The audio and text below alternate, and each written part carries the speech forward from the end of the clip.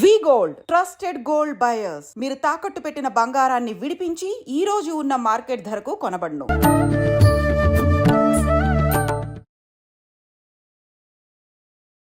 నమస్కారం, welcome to I dream. ధర్మ మార్గం విత్ విజిత కార్యక్రమానికి స్వాగతం. ప్రస్తుతం మనతో పాటు ఉన్నారు ప్రముఖ జ్యోతిష వాస్తు పండితులు, లలితా ఉపాసకులు శ్రీ శ్రీ శ్రీ నానాజీ పట్నాయక్ గారు. ఇప్పుడు వారితో మాట్లాడదాం. నమస్కారం గురుగారు. శ్రీమాత్రే నమః. గురుగారు, మనం చూస్తూనే ఉంటాం, మనం కూడా ఎన్నోసార్లు ఎన్నెన్నో వాటికి రెమెడీస్ చెప్పుకున్నాము.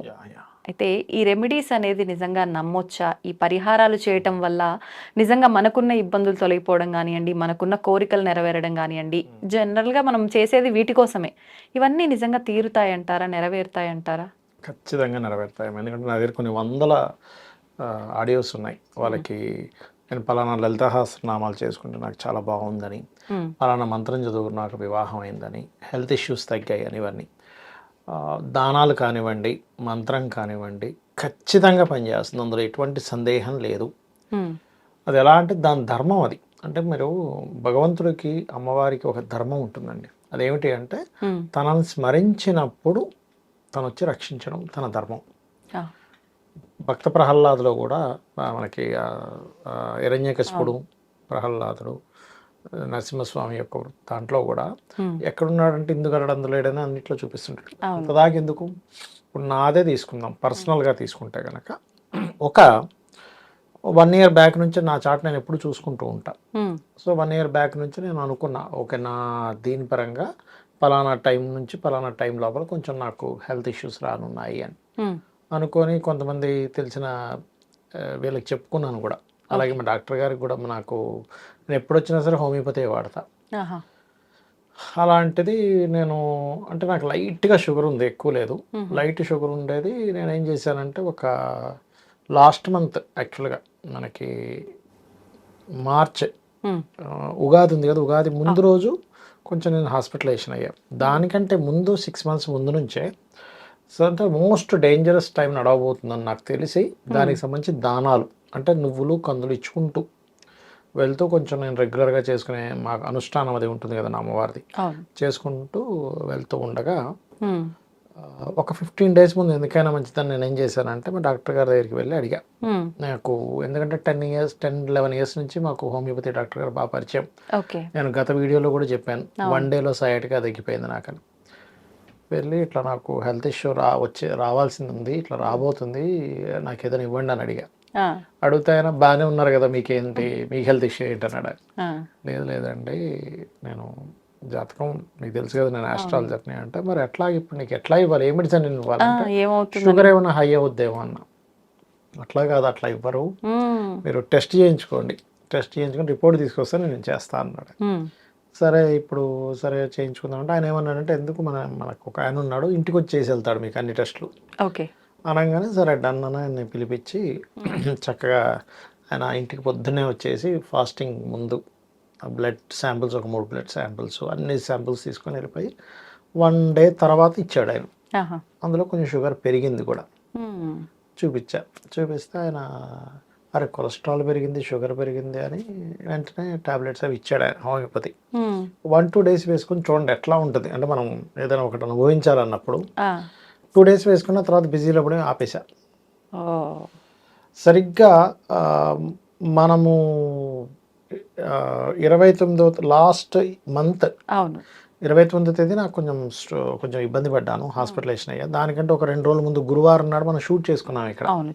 షూటింగ్ చేసుకొని ఇక్కడ నుంచి నేను మా ఆఫీస్కి వెళ్ళాను. ఆ ఆఫీస్లో అదేదో భగవంతుడు ఇద్దరిని పంపించినట్టుగా 2 ఫ్రెండ్స్ ఎప్పుడూ రాని వాళ్ళు 2 వచ్చారండి ఆఫీస్కి. నా కోసం 1 hour నుంచి వెయిట్ చేస్తున్నారు. అసలు వాళ్ళు ఎంత బిజీగా ఉంటారంటే అసలు ఎక్కడ 5 నిమిషాలు కూడా వెయిట్ చేయరు. అట్లాంటిది నేను వస్తున్నాను కానీ సరే సరే సరే అని వెయిట్ చేసి అక్కడ నిలబడ్డారు వాళ్ళిద్దరు. కిందనేదో ఐస్ క్రీమ్ తిన్నారు కొంతసేపు క్రీమ్ స్టోన్లో, వెయిట్ చేశారు. వెళ్ళిన తర్వాత అందులో 2 కూర్చున్నాం ఇట్లా ఆఫీస్లో, నా సీట్లో కూర్చొని వాళ్ళు ఇట్లా మాట్లాడుతుంటే ఇలా చేతులు పెట్టి ఇలా కళ్ళు మూసుకున్నాం. నేనేదో ప్రార్థన చేసుకుంటున్నా అనుకున్నారు వాళ్ళు. అందులో ఒక ఆయన ఏంటంటే మెడికల్ పర్సన్, ఇంకొక అతను సినిమాలు అట్లాగే కొంచెం ఈ ఇంటీరియర్స్ ఇవన్నీ చేస్తుంటాడు ఆయన. వాళ్ళు ఏమన్నారంటే, గురూజీ మీరు ఏమైనా ప్రార్థన ఏమైనా చేస్తున్నారన్న. ప్రార్థన లేదు, తలకాయ లేదు, నాకు కళ్ళు తిరుగుతున్నాయి. ఓకే. మొత్తం చెమటలు పట్టేసాయి. ఆహాహా! మొత్తం అట్లా అంత చెమట అంటే మొత్తం చెమటలు పట్టేసి గుర్రం తిరుగుతుందండి ఇంకా నాకు. హ్మ్. ఆ మెడికల్ పర్సన్ అయ్యో ఏంటి ఇట్లా చెమట పట్టేసాయంటే ఏమో తెలియదు ఇట్లా అయిపోయిందని నిలబడలేక ఇట్లా ఊగిపోతుంది. హ్మ్. హ్మ్. ఉండండి నేను వాష్రూమ్ వెళ్ళేసి వస్తాను, వాష్రూమ్ వెళ్ళేసి వచ్చాను. ఆయన ఏం డౌట్ వ్యక్తపరిచాడంటే మెడికల్లో వాళ్ళకి అవును. ఐడియా ఉంటుంది. ముత్తాతల నుంచి మెడికలే అనమాట. ఆహాహా! ఒక 100 సంవత్సరాల నుంచి వాళ్ళది. ఓకే. నాన్న, తాత, ముత్తాత అంతా. ఆహా! అని ఏమనంటే ఈ టైంలో ఇట్లా వస్తే మీరు ఈసీజీ తీయించుకోవాలన్నాడు. హ్మ్. నాకు ఆస్ట్రాలజికల్గా నాకు తెలుసుగా నా సన్ ఈజ్ వెరీ స్ట్రాంగ్. ఎవరికైనా సన్ బాగుంటే హార్ట్కి ఏం కాదు. ఓకే. ఆ, నేనేమన్నానంటే లేదండి జూపిటర్ మహాదశలో సాటర్న్ అంతర్దశ, హ్మ్. సో ఏదైనా వస్తే హెడ్కి వస్తుంది అని, అట్లా కాదని ఎందుకైనా మంచిదని హోమియోపతి డాక్టర్ గారికి కాల్ చేశాను. కాల్ చేస్తే ఆయన ఏమన్నాడంటే మీకు ఏమైనా షుగర్ ఏమైనా డౌన్ అయిపోయిందేమో అందుకే మీకు ఇట్లా చెమటలు పట్టాయి అని చెప్పగానే సరే ఏం చేయాలి ఇప్పుడు షుగర్ టెస్ట్ చేసేది కావాలి. మామూలుగా ల్యాబ్కి వెళ్తే ఇప్పట్లో ఇవ్వడు. అవును. మిషన్ కొనుక్కుందామని తిరుగుతుంటే కుకటిపల్లి ఒక ఫ్రెండ్ ఉంటారు ఆయన. హ్మ్. ఆయన అనుకోకుండా ఫోన్ చేసి "అయ్యో, నా దగ్గర ఉంది మిషన్, మా ఇంటికి వచ్చేసేయండి" అన్నాడు ఆయన. హుహు. వెళ్ళి చెక్ చేసుకుంటే ఏం తగ్గలే, హ్మ్. షుగర్ ఏం తగ్గలేదు అక్కడ. షుగర్ తగ్గినందుకు అయిందేమో అని డాక్టర్ గారు అదే లో వ్యక్తపరిచారు. షుగర్ అయిందేమో అనుకున్నా. అయిందేమో అనుకున్నారు. హ్మ్. సో నేను మళ్ళీ డాక్టర్ గారికి ఫోన్ చేస్తే నేను ప్రజెంట్ మల్కాజిగిరి బ్రాంచ్లో ఉన్న, కుకటిపల్లి వస్తున్నా అంటే సరే రాండి నేను ఇక్కడ వెయిట్ చేస్తాను, హ్మ్. మీరు వచ్చాక మనం ఒకసారి చూద్దామని వెళ్ళా. ఆ!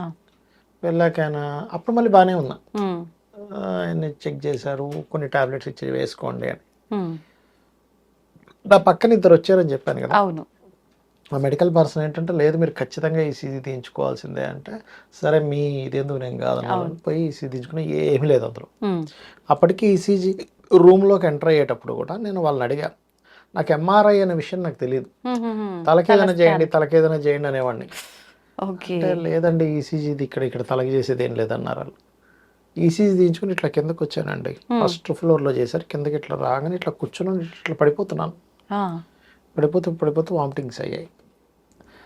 ఆ రోజు యాక్చువల్గా నెక్స్ట్ డే షూట్స్ కూడా ఉండేవి, అవన్నీ కూడా క్యాన్సిల్ చేసుకున్నా. అవును. వామిటింగ్స్ అయ్యి వాళ్ళు పాపం క్లీన్ చేశారు. మళ్ళీ కార్లో వెళ్ళి కూర్చున్నా, కార్లో కూర్చుంటే కిటికీలోంచి మళ్ళీ 3-4 వామిటింగ్స్ అయ్యాయి.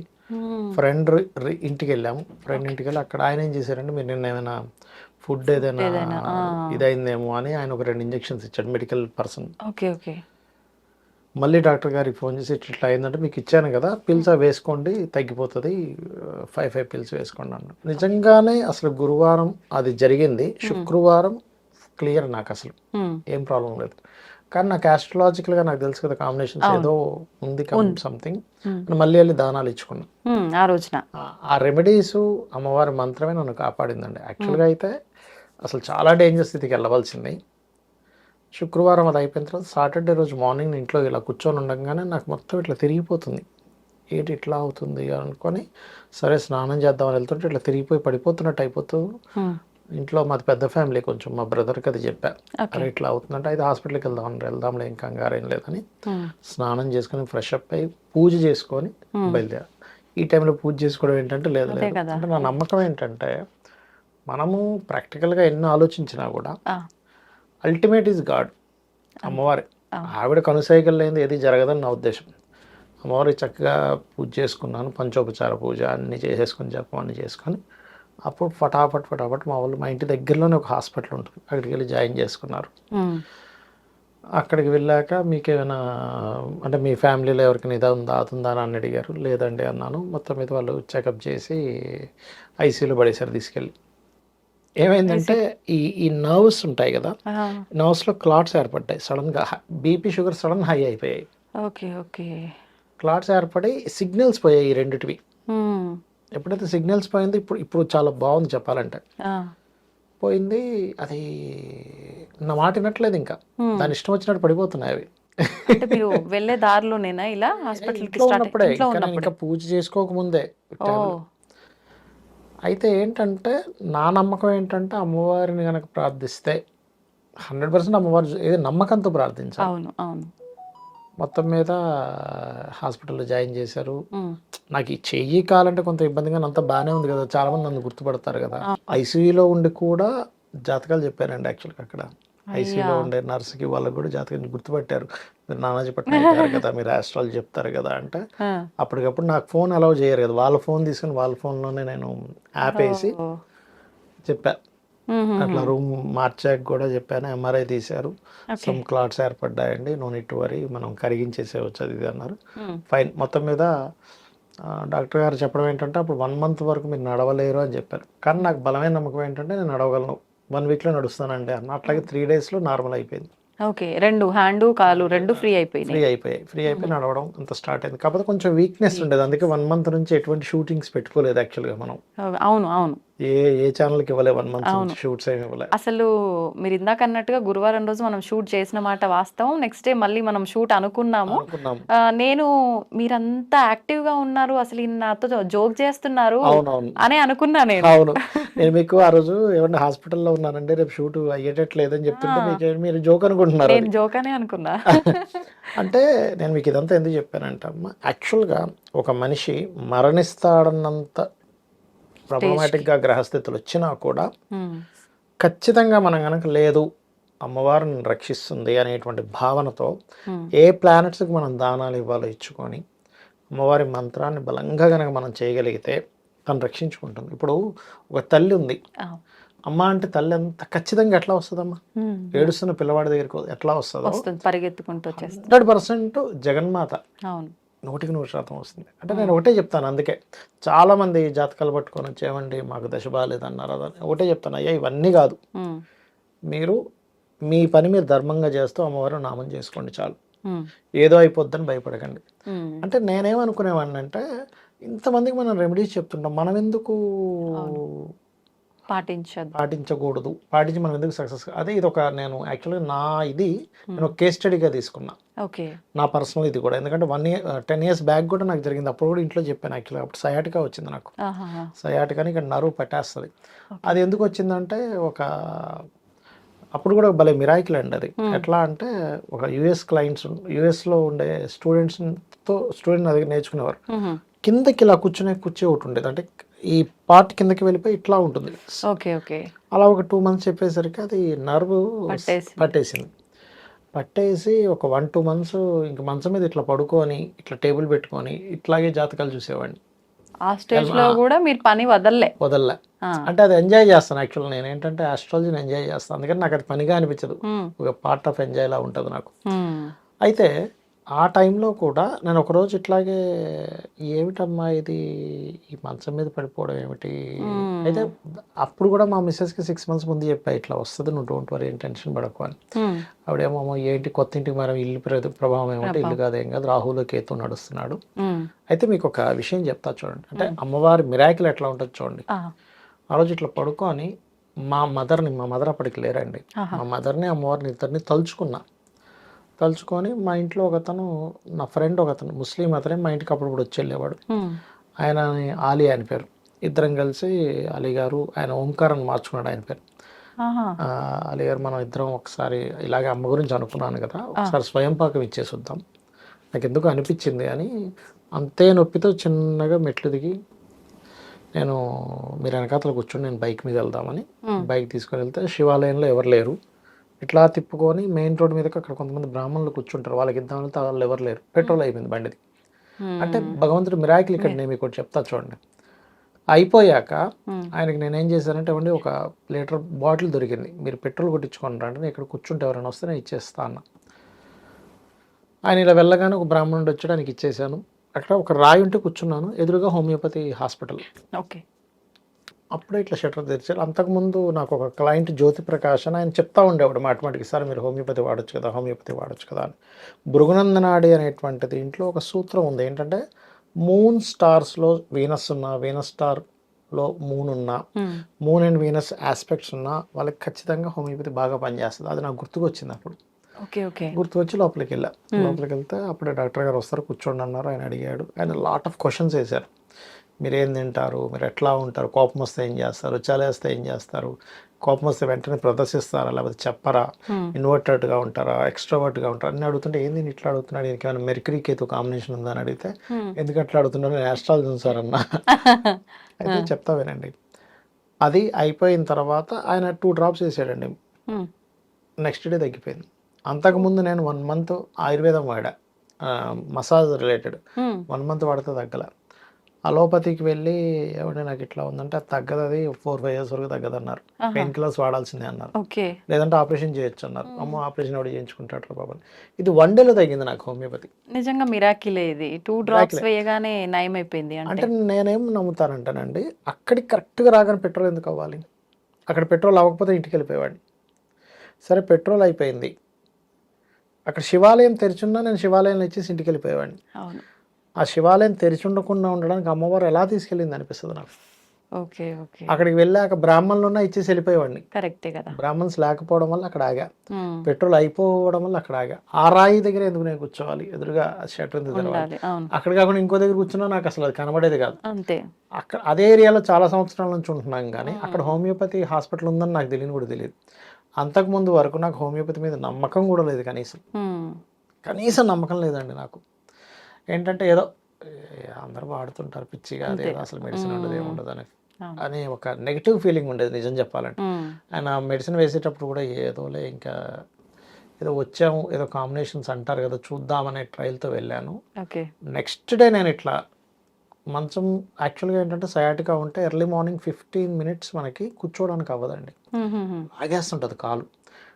నార్మల్గా లేచిపోయి ఇట్లా అటు ఇటు తిరిగేసి అయ్యో నాకు తగ్గిపోయింది ఏంటి, ఇట్స్ మిరాకిల్ కదా అనుకున్నా. అంటే ఈ విషయం నేను మీకు ఎందుకు చెప్తున్నానంటే, మనం మనస్ఫూర్తిగా కనుక అమ్మవారిని నమ్ముకొని అడిగితే ఖచ్చితంగా ఆవిడ దారి చూపిస్తుంది.